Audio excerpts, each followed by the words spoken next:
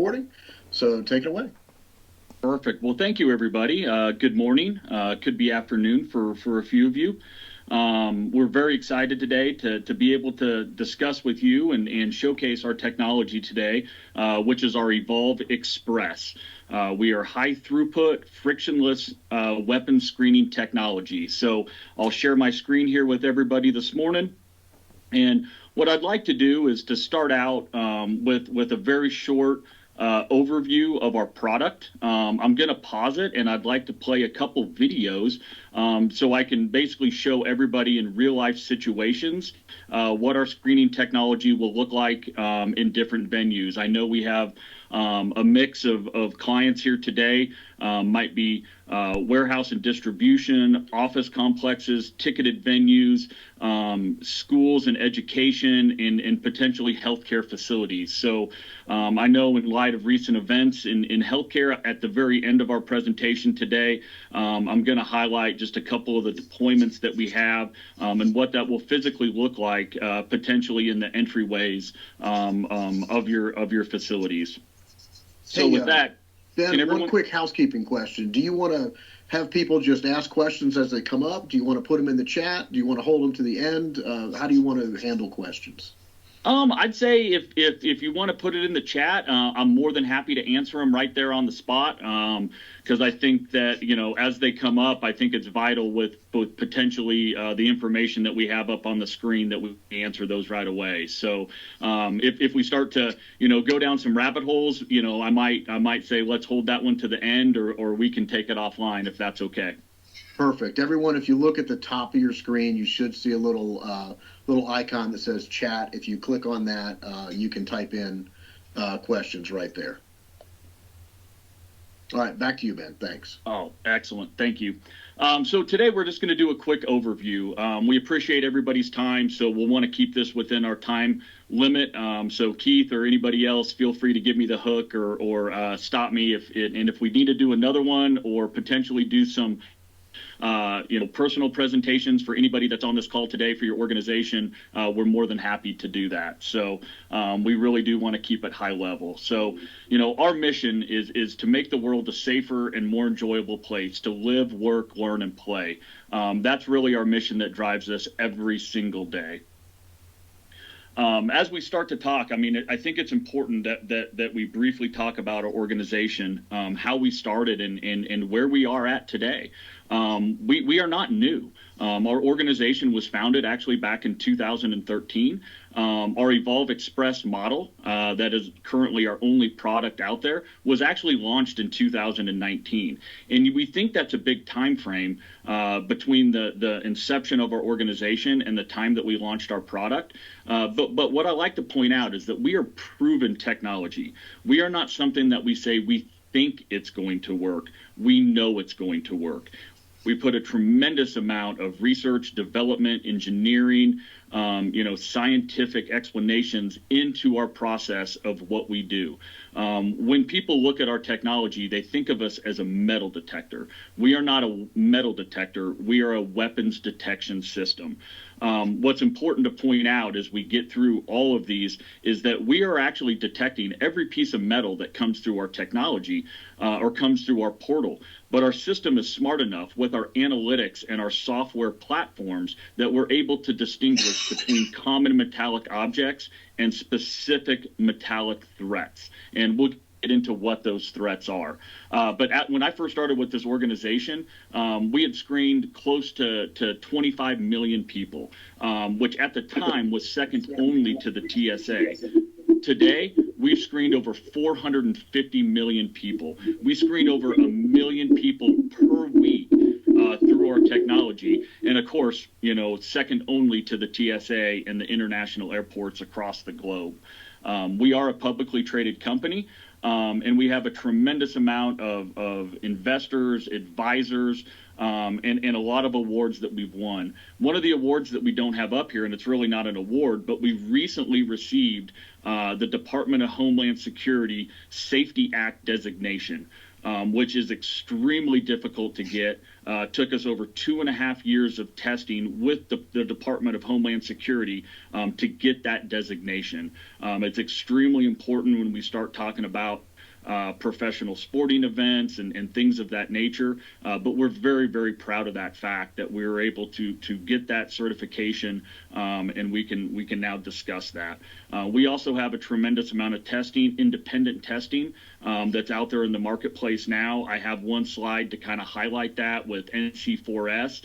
These are independent testing sites that have rated our technology and provided reports on it. So from whatever you hear from me today, you can fact check that with a lot of independent organizations. So I like to highlight that because we're very, very proud of that fact. And we wouldn't be here today if it wasn't for our strategic partner with Tech Systems. Tech Systems has gone through a tremendous amount of onboarding and training with us.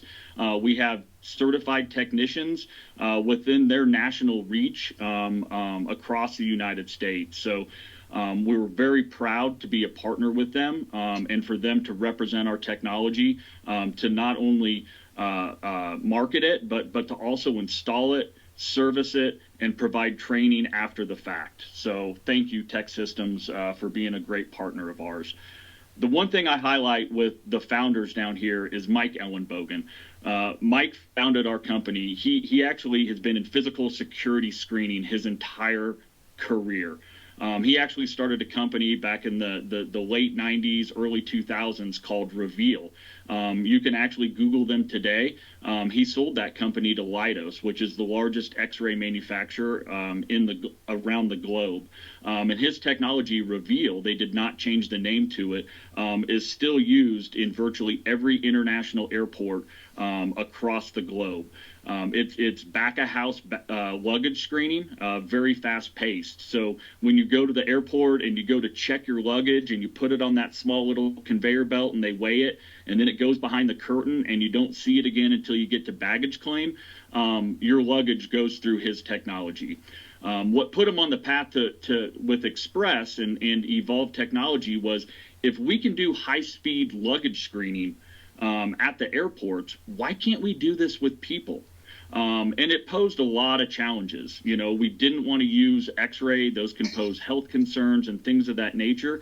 And that's really what put them on the path to Evolve. We use ultra-low frequency electromagnetic waves. We have a tremendous amount of white papers. The easiest way for me to say it is, if you're okay walking into a Walmart or a Target, you're okay walking through our technology. That's the frequency that we use to screen for weapons of mass casualty. But really what put him on his path was one of our founders. We're based out of Boston, Massachusetts. All of our equipment is manufactured right here in the United States, actually in Westboro, Massachusetts, at a manufacturing site there. But his wife and kids finished the Boston Marathon 15 minutes prior to the first pressure cooker bomb that went off. And that's really what put us on our path to say there has to be a way to screen in environments and in venues and in buildings that have never screened before. And what are those main reasons of why we haven't screened before? And we'll get to that here in a second. I do point this out up here because I know we have a lot of clients on this call today. New vertical markets are opening up to us every single day. I would say that healthcare was not a main topic of conversation when we launched as an organization. We were really looking at ticketed venues, professional sports stadiums. How can we really increase that throughput and stop forming those long lines and intrusive screening techniques, whether it be hand wands or frisking, pat downs, things of that nature. But because of that, you now see us in a tremendous amount. I mean, dozens and dozens of school districts across the United States, healthcare facilities, hotels and casinos.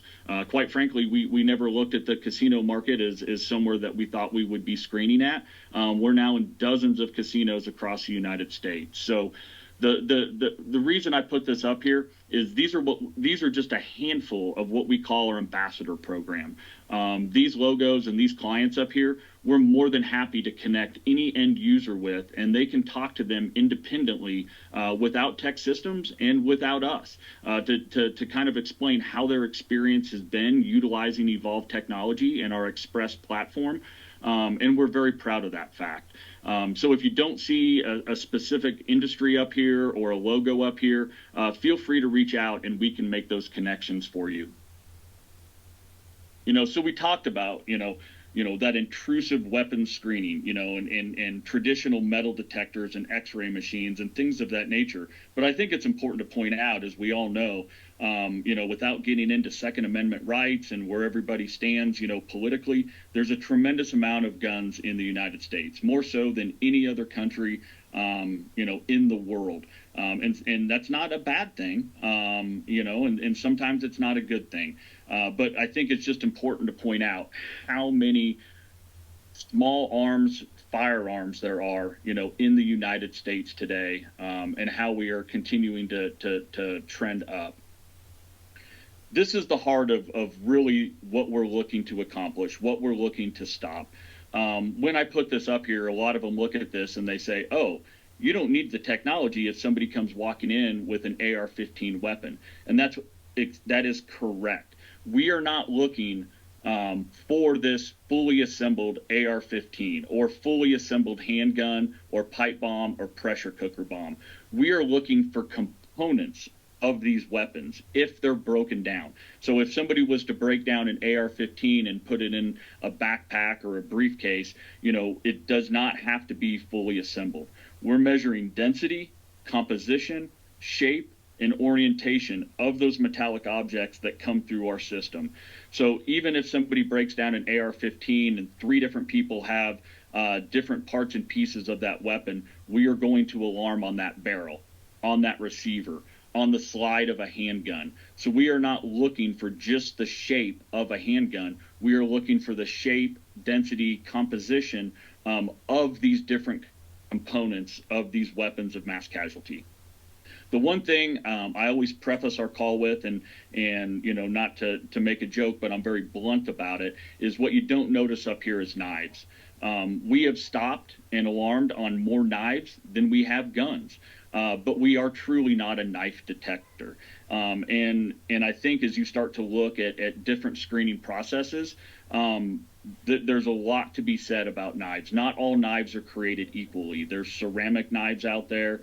There's plastic knives that can be, handmade and carved down. I have a metallic credit card, a metal credit card that sometimes can pose just as many threats. So we are alarming on knives. We are running algorithms on flat blades, and we do detect a tremendous amount of knives. And we always recommend, looking at that and, kind of focusing on what that threat profile is.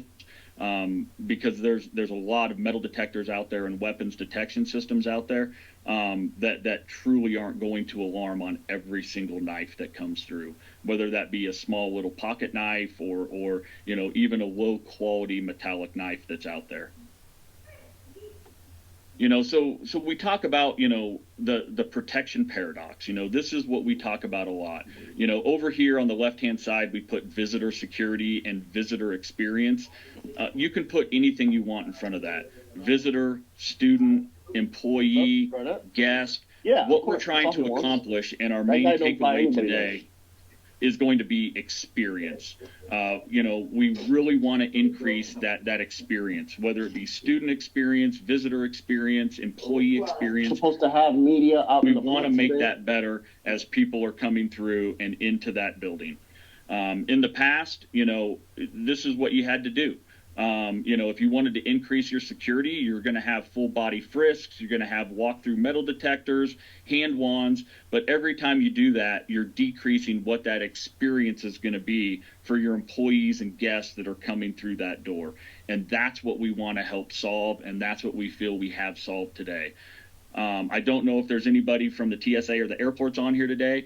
I'm not here to badmouth them, but I don't think anybody wakes up in the morning and says, I cannot wait to go to the airport and go through TSA screening. We're excited to go to the airport, to go see family, to go on a vacation. But as we know, we get to the airport 2 hours early, an hour early. Even the news has, small segments of the airports in these large cities talking about how long that security screening process is going to take, and to be prepared for that. And that's what we want to solve. We want to get everybody through as quickly as possible and stop those weapons of mass casualty from coming in. So, our solution. Hopefully, quite a few of you have seen us in action. As you saw, some of those logos that are up there, we're at a tremendous amount of professional sporting events now, K through 12 education, healthcare facilities, things of that nature. But we do have a physical footprint. And on the right-hand side, you're going to see what our hardware is. We try to make it look sleek. We try to make it look inviting. And we're going to talk about different ways that we can even make it more inviting, for your guests or employees or students that could be coming through. But we are detecting weapons and ignoring harmless items. We are touchless. The key here when you see our videos is there's no divestment with our technology. With most screening processes, you have to take everything out of your pockets, everything out of your book bags or briefcases or whatever that might be. We want people coming through at the pace of life with no divestment. And what do we mean by pace of life? You don't have to walk slow. You don't have to walk fast. You can walk through at the pace that you want to walk through at. And that's what we want to accomplish, is that there's no divestment, and quite frankly, there's no metering. There's no one-by-one stopping individuals and having them come through single file. As we talk about, concept of operations and operators of our system, everybody is going to be able to make the decision of how they want that entry to be. But with ours, you'll see in a couple of our videos, people can walk through side by side, holding hands, families, things of that nature. We want this to be seamless, and we almost want them to not even know that they're going through our screening technology. This is really the heart of what it is that we're looking to accomplish. We're looking to detect weapons. We are looking to ignore cell phones, car keys, belt buckles, everyday common items that are going to be held in purses or backpacks or pockets. And we're very proud of how we accomplish that. Again, I think this is a quick reference. This is at professional sporting event over here on the left-hand side. But as you can imagine, this could be, an airport or anything else. You have long lines queued up of people trying to get through that entrance point and get into that venue or that school or that healthcare facility. And on the right, you're going to see just a short video clip of what we talk about when we talk about pace of life. We just want everybody coming through how they would normally walk. So, the protection paradox again, we've solved it. We get people quickly through that venue, and we add that additional layer of proactive protection of screening for weapons of mass casualty that are going to be coming into the facility. We are increasing the security, and we are also maintaining that level of experience of the front door or side entrances or whatever that might be of people that are entering that facility. The main reason we talk about this is, why do we not use metal detectors? Why do we not put screening in place? And it's really for this protection paradox. We create those soft targets of long lines outside. We decrease that experience of people not wanting to go to that venue, to that museum, to whatever it is, because they don't want to have to wait in those long lines. They want to be able to walk in, be an inviting experience, and get through as quickly as possible. So over here on the left-hand side, I'm going to show you a quick video and representation. It's going to pause in a couple different places, but you'll see just a real-life experience here of individuals walking through. And then if you notice this shady gentleman in the sport jacket and bald head, you'll start to see what our system does when we detect a potential threat. On here, you'll see these green lights right now. When we detect a threat, that light turns red. We also have an audible alarm that can be turned on low, medium, or high. And then you'll see just the front of this tablet right here on how we do the targeted search location and how we're able to identify the individual that comes through. So I'll hit play. Everybody's coming through at the pace of life. No red lights, no alarms. We're going to pause it here to highlight this individual. The light now turns red. We're going to scroll down to the tablet. This is the image that your operators will have. They'll send them over to secondary screening, and in this case, there's his replica Glock 45 in his waistband, hidden beneath his jacket. So that's really just a very short 30-second clip of what our technology is looking to accomplish, bringing people quickly through, screening for weapons and mass casualty. This is a real-life scenario on the right-hand side of the convention center, and again, this is just to show what the pace is. The one I highlight here is everybody's in tune to going through a screening process. So if you see this gentleman here in the white shirt and he's got a backpack on his shoulder, he's going to come through. He does not alert on our system, but as he's coming through this weapon screening technology, like a traditional metal detector, he just assumes they're going to check his backpack. So he actually goes off to the side and they tell him, hey, you're okay. So he takes his backpack off. They're like, nope, you're good, keep coming through. And most people are used to going through screening technology, and they start to see that. I have another neat video that I might play here at the end if we have time. But it just kind of shows, what it is most people are accustomed to doing.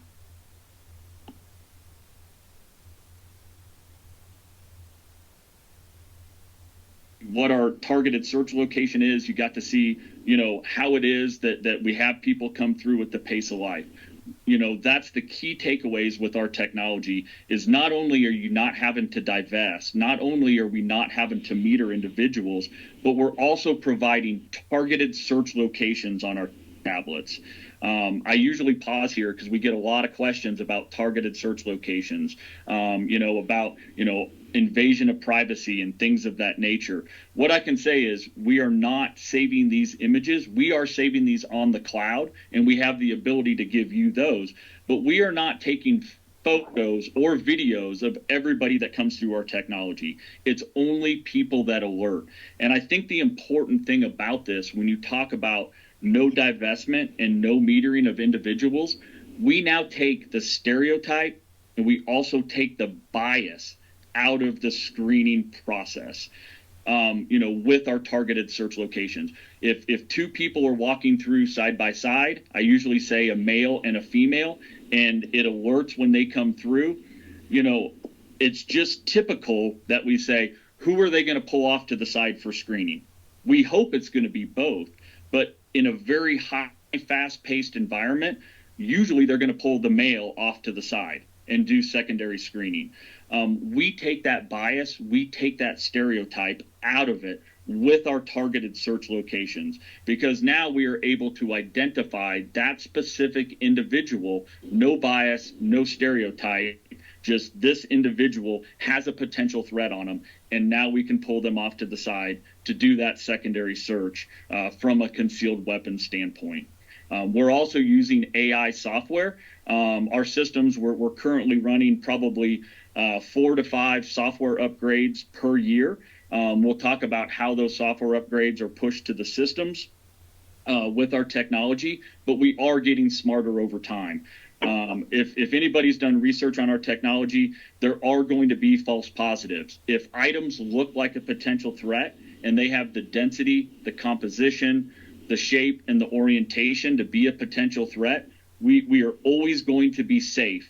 We are not going to be sorry. So there are some items out there that can look like a potential threat. One of those that's had a lot of publicity is some laptop computers. Not all, but some.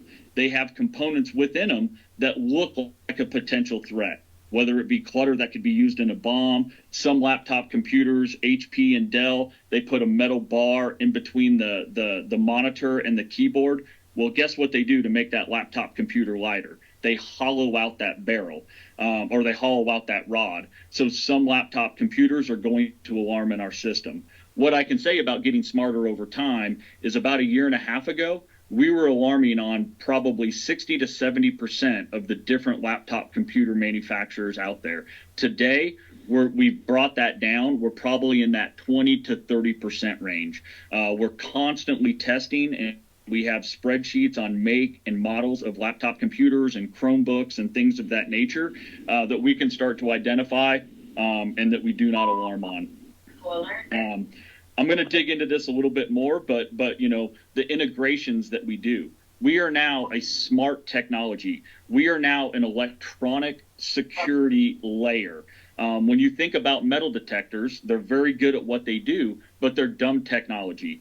There's nothing that you can do to integrate those metal detectors or hand wanding or frisking into that layer of electronic security that typically your business currently has already. And that might be VMS software, that might be optical turnstiles, door lockdowns, things of that nature.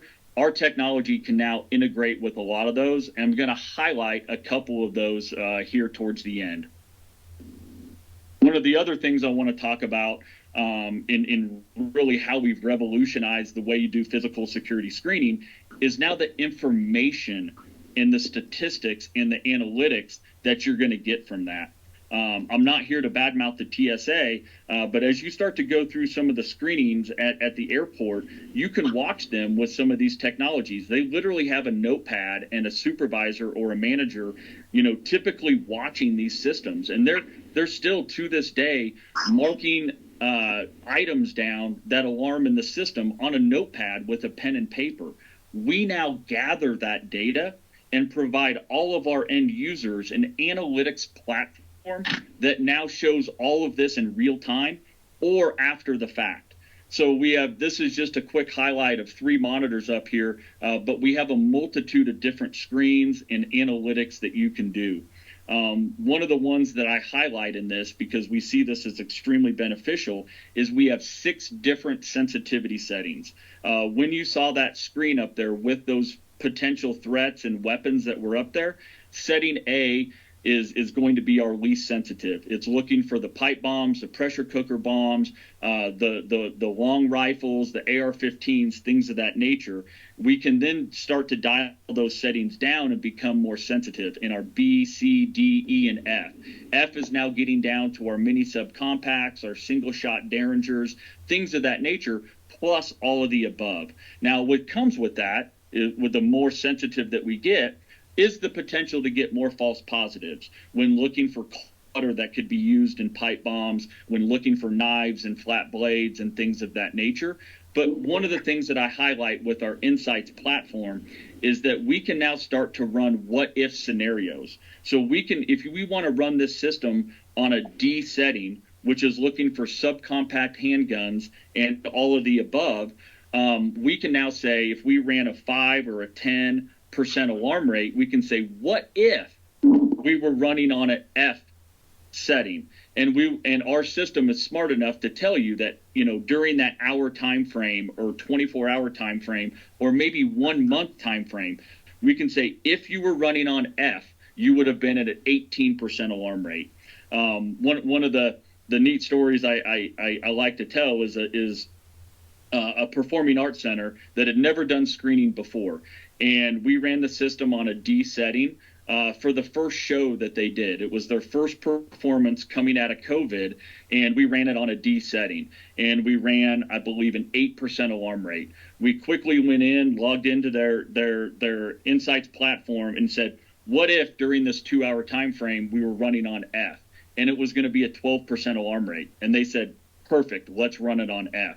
So it really gives you this information, real-time information, after-the-fact information at your fingertips that you can start to analyze. Security directors love us because they can now go into C-suite meetings with their supervisors and start to talk about staffing requirements and what they need. They can talk about alarm rates and what they found. We're tracking all of this data in our software. We've really revolutionized the way we do physical security screening. Here's just a bigger image, just one screenshot. Talking about performance summary, alarm rate, timeline analysis, visitor arrival analysis. We have, a tremendous amount of theme parks that are very dependent on weather. And they're starting to use this historical data now to really look at how they do their staffing, not only for security, but also for ticketing, also for, their food vendors and cleaning crews and how many people that they need. They're starting to use our analytics from the screening process into their daily activities of staffing for everything else. So it's very neat. Now I'm going to talk about, briefly some of the integrations that we can do. We do have the option to have situational awareness cameras. These round little cameras up here is what we use for our threat detection and identifying the individual. These little round dots that we have at both the front and the back can be tied into any VMS software that you currently have. We provide a network drop at the bottom of the base, and that with a single license into the VMS software, you now have live video feed 6 feet tall of everybody coming in and potentially everybody coming out, or live events that are taking place during that threat resolution process off to the side. So it's a very neat feature if you guys have a command center or you just want to get those live video feeds of your entrance points of who's coming in and who's coming out. Now, I talked about a network drop at the bottom of our base. The one thing I haven't pointed out yet is that our technology does not have to be on your network. We are a completely standalone system. So we can be used for just screening technology. As a matter of fact, we're in a very high security building in Washington, D.C., and we cannot use any cloud services. So they actually just use us for screening. And it's completely standalone, and that's completely fine. Also, we have how we're getting our information to the cloud is not through your network. We have an LTE cradle point modem built into our TX tower right up here in front. And we're using signal strength either through Verizon or AT&T with a tremendous amount of pen testing that we've done to be highly secure and safe. So that information is all going up to our cloud, not via your network. If you want us to be on your network, we can most definitely do that. But I know in healthcare settings and sometimes even in schools, we don't want to be on that network. So we are a completely standalone system. The only thing we require is a standard 110 volt plug-in. Our dual lane systems draw less than 5 amps. So very, very low power draw. And you can run this on extension cords, on generators, or any power outlet that is going to be close to us. So there's no IT or network that has to be done prior to us coming. The only thing we need is 110 volts of power. We make it very, very easy and very, very simple to be up and running from a screening technology. And I really need to point that out because as we talk about all the integrations that we do, it usually makes people nervous to say, oh, we have to have this huge network and IT infrastructure. We don't. The only thing we require is power. This is one of the testings that we've done through NCS4. This is the National Association of Spectator Sports. We got tremendously high scores when compared to other metal detectors and weapon detection systems. We're very proud of this. You guys can go to their website and look at our independent reports to see how we stacked up against their standards and also against some of the competition that's out there. So I highly recommend that, and I can provide links if need be.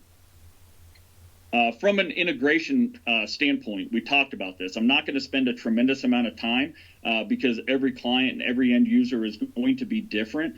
But these are some of the cool features that we can do. Today, these are just 4 of them that I'm going to highlight, but they're kind of the most common VMS platforms out there and also mass notification systems out there. But Motorola Solutions with ACC, Genetec, and Milestone, we can now start to provide those frontline video feeds of everything that's taking place in these entry points. We can also send these verified threats to the command center for real-time data or historical data. We also provide request assistance. I talk about providing that better experience. Usually what happens when somebody comes through a metal detector and they do have a threat on them, you now have, whether it be law enforcement, security guard staff, maybe administrators or whoever's operating our system is going to get on their cell phone or get on their radio, and we're now starting to make a scene of what's taking place at that entry point.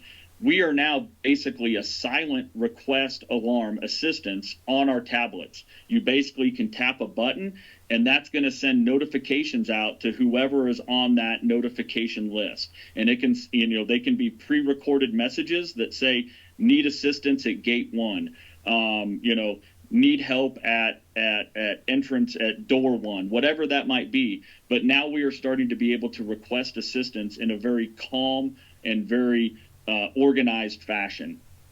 We can also start to do event and action workflows.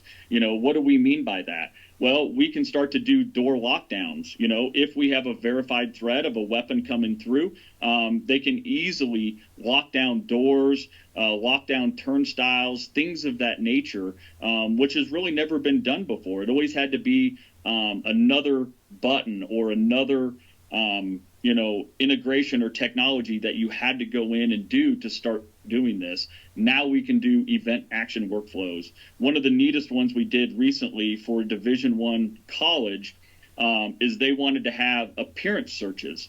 So if somebody came up to our technology and turned around and walked away, they wanted to be able to track that person with their VMS software to see if they were going around to the other side of the stadium or looking for a door that they could enter. That was a red flag as people were coming up to the screening technology and turning around and trying to find another entrance point. So now we can tie into those VMS systems and start to be able to track them with an existing camera system that you guys might already utilize that hopefully Tech Systems has installed for you. This is something I don't highlight a lot, but I thought it was important today. We talk about trying to make it an inviting experience. This is a very, very simple way to just make that a little bit more inviting. You're able to customize our panels that are up here. We provide you guys the template. We are not a marketing firm and we are not a sign manufacturer. So we will provide everybody the templates and maybe even recommendations of sign companies that are able to manufacture these or print these for you. But you can make this, much more inviting. Up on the top, you can see a school is putting their school logo up there and mascot. Six Flags down here on the bottom is talking about their COVID procedures and what that might be. And we have a private airline over here that just wants to put their logo on it. Six Flags, I do have to mention them over here. I don't know if I have anybody from Six Flags on this call today, but I jokingly say I don't know if they even pay for our technology. Most of the time when you walk in there now, they actually sell this as advertising space to Capital One credit card or Chase Bank or whoever that might be. But they actually sell that as advertising space. So, just a lot of examples of things that you can do to either make it a more inviting experience or even to help offset cost in some circumstances. But I think it's a neat feature that just makes that entrance point to your venue much more inviting when they're coming through with that weapon screening technology. I'm going to highlight this quickly because I know throughput is not going to be a factor in a tremendous amount of areas. But I think it's important when we talk about throughput, we start to get an understanding of how quick we are.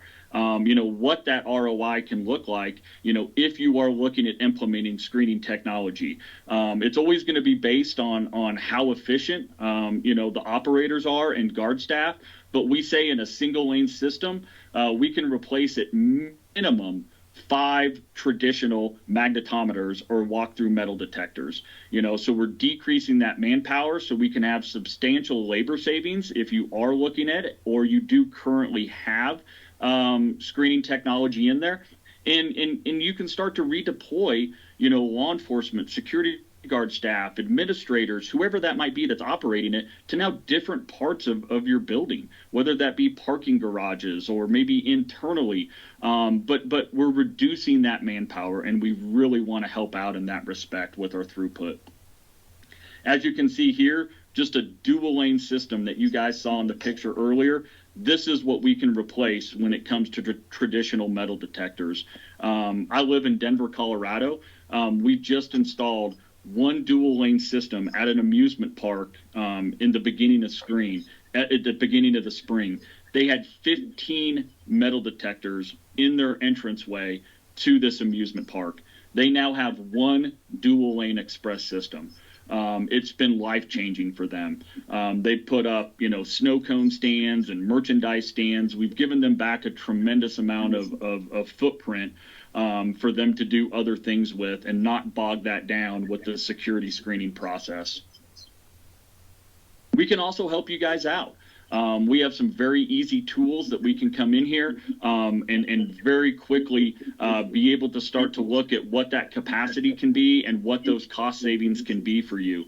So with Tech Systems, we'd be more than happy to just, get on the phone with you guys, maybe, come out on site, but we can quickly provide detailed information of how we can help your facilities. This is just kind of a summary right now of what we're looking to do. Finding weapons, providing that better experience, reducing those operating costs, and really, quite frankly, now gaining operational insights, into that screening procedure. Before, that has never been done before. Notepad and a piece of paper, or reviewing live camera feeds of who was coming in and what was being detected. So we're very proud of how we've revolutionized that security screening. So I'll kind of end it there, open it up for questions because I didn't pause a lot. Keith, did we have any questions come through on the chat? I did see one come through on the chat. Are there any export issues specifically related to India?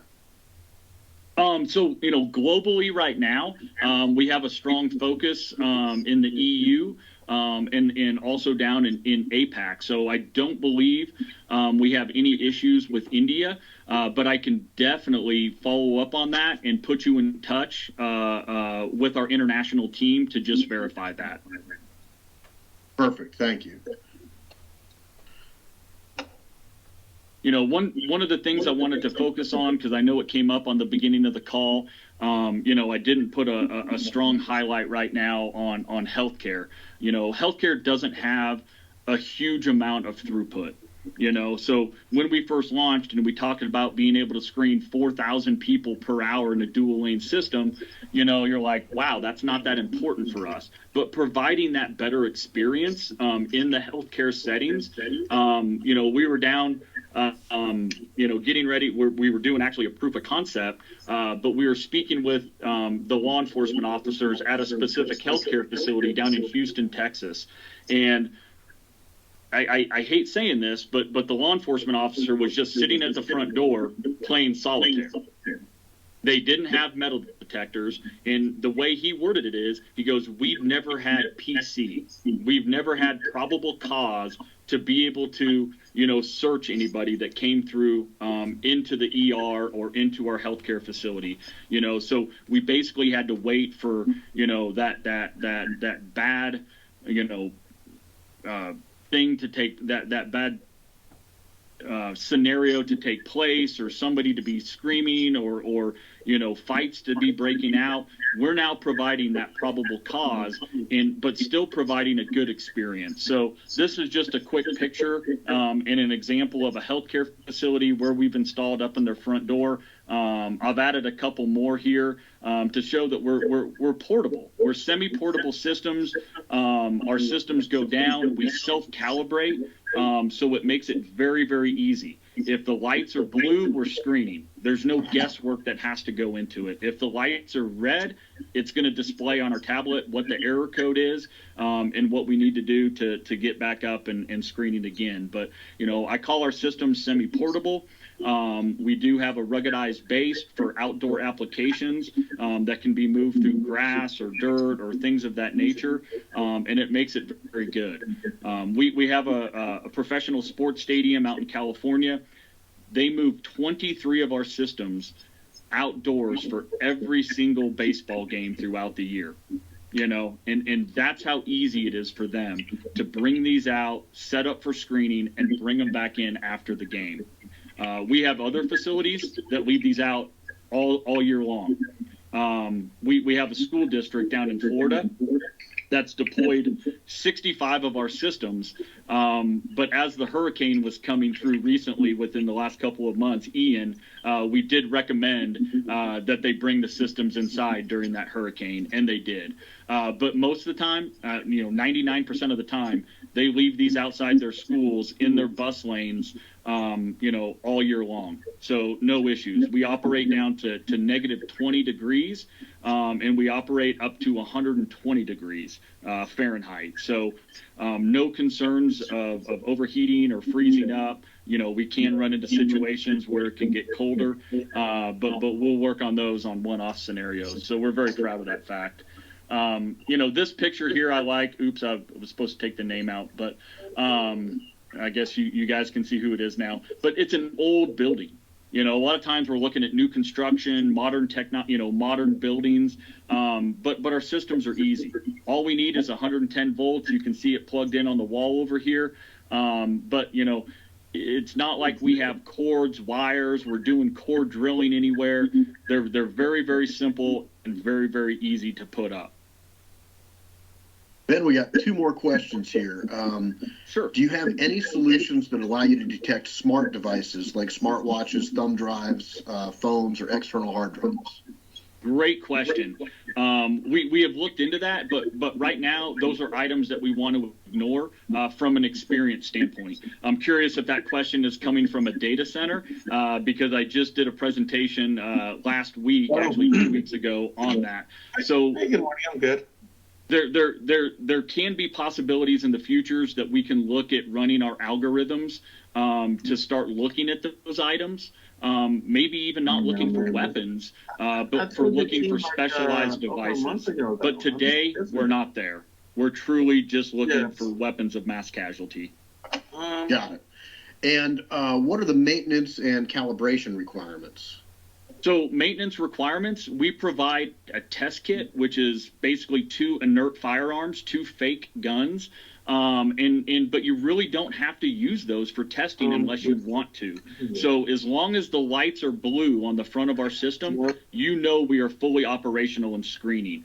The mat we put down, our system, our 2 towers go right into that mat. So there's no guesswork on where these towers have to be placed. We just plug it in. The system self-calibrates. It takes about 5 minutes when we power it on. It's running all of its self-diagnosis and calibration during that time frame. During that 5 minutes, we ask that people do not walk through the system. The lights on the front are yellow, and the yellow lights mean that it's calibrating. Once those lights turn blue, there's no guesswork on whether or not we're screening and checking for weapons of mass casualty. But we do provide inert weapons to do testing whenever you want to.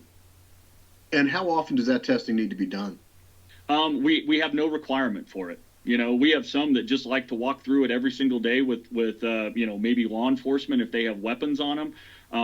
But we set no requirements on it. As long as the lights are blue, you're screening. We do provide an annual inspection and preventative maintenance on our system.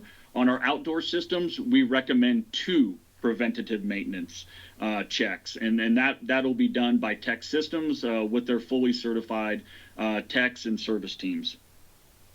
Got another one came in here. What is the distance requirement for the sensors? So how far apart can they be? Great question. It's a set distance. Our single lane system is right under 7 feet wide from tower to tower. Our dual lane systems are right under 12 feet. We are ADA accessible with 40 inches of width between our towers. So with a lot of the healthcare facilities, we've done testing with gurneys, wheelchairs, things of that nature. One of the things I point out is if you can imagine wheelchairs and gurneys, they have a lot of tubular metal on them. So we do alarm on a majority of the wheelchairs that come through. But it's a set space, so there's no guesswork on the calibration of the system. So that is a set space, single lane width right under 7 feet wide, dual lane right under 12 feet wide. Great, thank you. Any other questions from the group? We've still got, Oh, okay. Just had another one pop in. Is there a specific area of clearance around the sensors? So no moving metal like sliding doors, or is there anything, a clearance you need to keep so that nothing interferes with the system? Absolutely.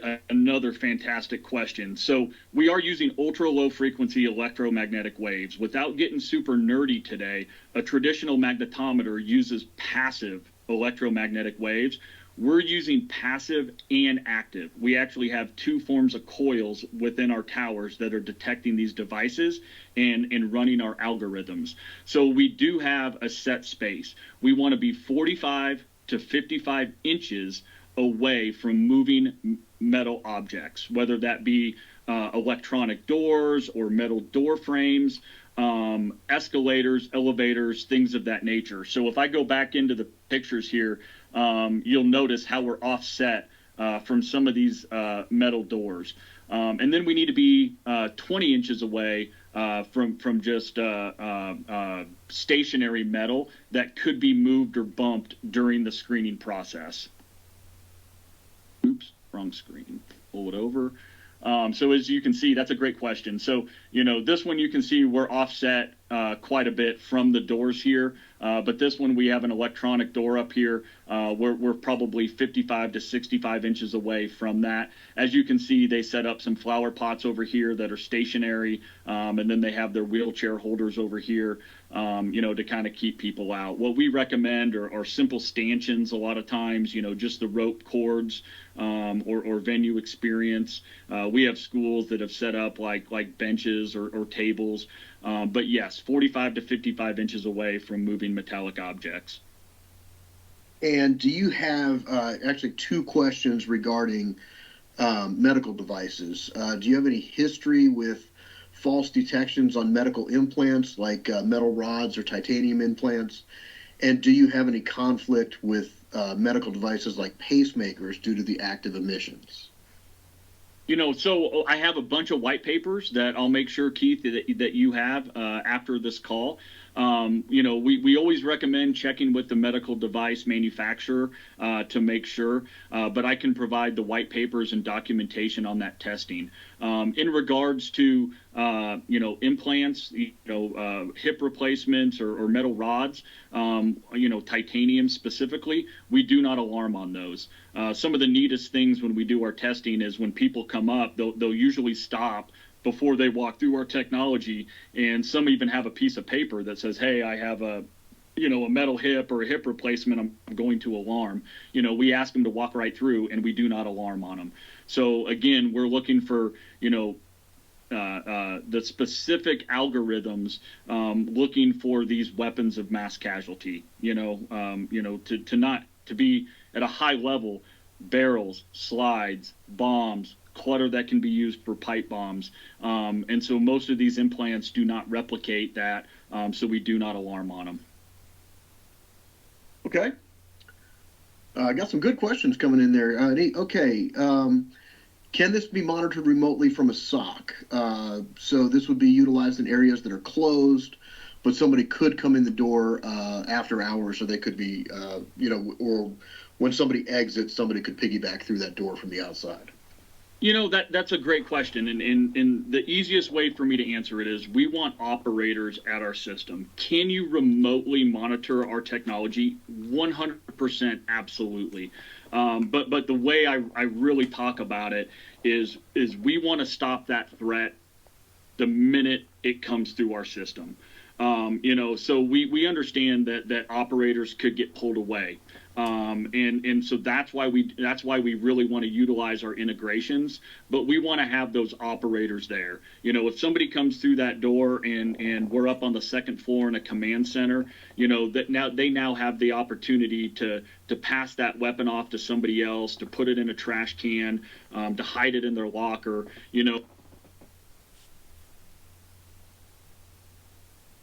of integrations, but we want to be able to stop that potential threat when it comes through. So do you have the ability to remotely monitor it?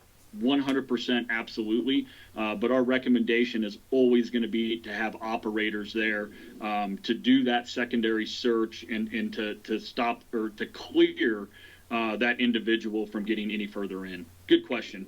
So the question is, although it may diminish the effectiveness, is it possible? And I think you said yes, that it is. It is possible. Okay. Any other questions from the group? What is the standoff distance for the active emissions? When we're talking about active emissions, we create a very small electromagnetic field around our technology, and that's where the 20 inches come into play. So when we talk about egress of people leaving, they can walk through our technology backwards. It's no big deal. If they have a potential threat on them, we're going to alarm. But if we are worried about analytics and statistics and we have egress right off to the side of it, 20 inches is what we want to have for people walking through on the other side of our towers. Did that address your question regarding the standoff? And you can unmute and ask a question verbally if you want to. This might pose some more questions since this is just a minute 23 and I know we're running up on time, but I love playing this video and it usually brings up some questions. I have a couple different venues here that I'll let it play through, and I may pause it in a couple places just to talk about the concept of operations and what it looks like. You know, this would be kind of a traditional concept of operations where we have security, law enforcement. We can train anybody to utilize our system within minutes. It's very self-explanatory. They don't have to be security guards. They don't have to be law enforcement. It's completely up to the individual business of how they want to do that screening. If they come through and the light turns red and it beeps, you're going to get the targeted search location and you're going to know exactly who that individual is. And also, additionally, that targeted search location, right hip, left hip, ankles, bags, things of that nature to make that secondary screening process easier. But this is the flow that we're looking to accomplish. Everybody coming in through at the pace of life, no divestment. As you can see, they have purses, backpacks, they got coffee, they've got metal lanyards. We know they all have cell phones and most likely car keys. You know, this is the flow that we're looking to accomplish. This is the one I mentioned earlier. I pause it right here because as you can see, the two boys are walking through side by side. If one of them has a gun on them or a potential threat, we're going to put that box around that specific individual so we know which one it is. So, you know, again, no metering unless we want to reduce that flow for your operational purposes. But I laugh about the dad here. He must travel a lot or go to a lot of sporting events.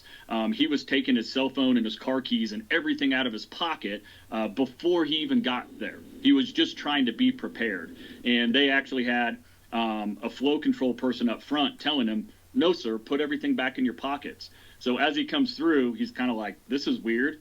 He takes a stutter step. He's cleared. He comes right through to the sporting event. Hey, TSA has us pretty well trained for that, don't they? Yeah, exactly. You know, this is doing employee screening here. You know, just some rudimentary integrations, but they're scanning their access control card, granting them access, you know, into work that day, and then going through our weapons screening. This one I'm going to let play through. We're just going head to head. You know, one express system. Everybody's just coming straight through into this performing arts center. You can see on the right-hand side, everybody's divesting everything out of their pockets. They have long lines that are starting to stack up, and then even having to do hand wanding or things of that nature as they come through those metal detectors. Hey, Ben, any evidence of people being able to defeat the detection with insulated bags or some type of containment? Yeah, so, you know, insulated bags, coolers, things of that nature, you know, we're going to alarm if they try to put any interference in front of that. So, yes, we've done tremendous amount of testing with luggage, with briefcases, and things of that nature. If there's an anomaly, our system is trained to alert on that. So there really, you know, is no way to hide those weapons of mass casualty or detection from shielding them in that electromagnetic. So, you know, in that field, when we're seeing the video, our cameras are not detecting the threats. It's our electromagnetic field that is looking for anomalies as people come through that portal. So when we talked about interference and things of that nature, everybody looks like a bag of salt coming through. If we didn't have a camera up there, we would still provide that targeted search location on our tablets, but it would just be a black screen with a red box. So, you know, we're detecting those anomalies through our portal when they're coming through. Gotcha. All right. Well, folks, we are at 11 o'clock. So it's wrapping up here. Any last questions before we end the presentation?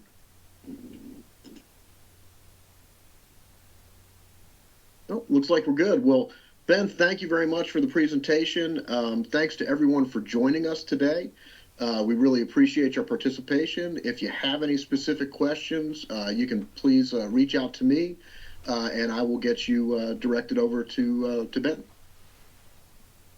Awesome. Thank you, everybody, for your time today. Really appreciate it. Thanks, everyone. Have a good day.